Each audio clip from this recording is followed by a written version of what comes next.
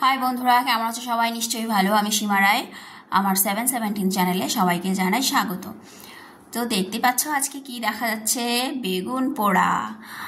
তো বেগুন পোড়া আমার ভীষণই প্রিয় একটা খাবার। তো বেগুনটা আমি পুড়িয়ে নিয়েছি, আজকে রাত্রেবেলা এটাই খাবো। আসলে ব্যাপারটা হয়েছে,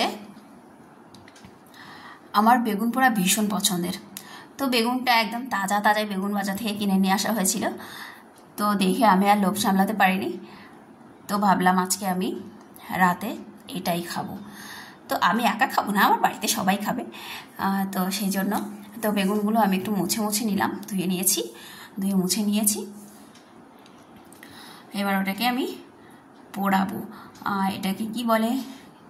हाँ, इसको बोलते हैं, हिंदी में बोलते हैं बैंगन चोखा बोलते हैं शायद। मुझे उतने अच्छे से नहीं पता है। तो इसमें मैं तेल लगा रही हूँ।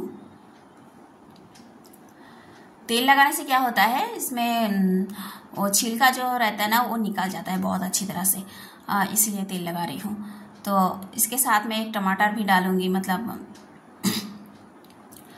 একটা টমেটোও ওর সঙ্গে দেবো। তো কি হয়, একটু টক টক হয়, বেশ ভালো লাগে খেতে।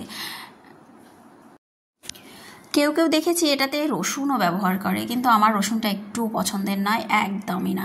তো এর সঙ্গে আমার কাঁচা পেঁয়াজ একদম তো বেস্ট, কাঁচা পেঁয়াজ আর কাঁচা লঙ্কা।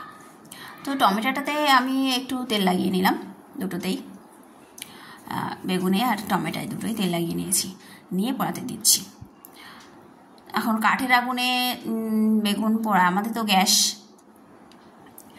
গ্যাসেই পোড়াতে হবে। কাঠের আগুন তো আমাদের বাড়িতে নেই, সেই জন্য গ্যাসেই পোড়াবো।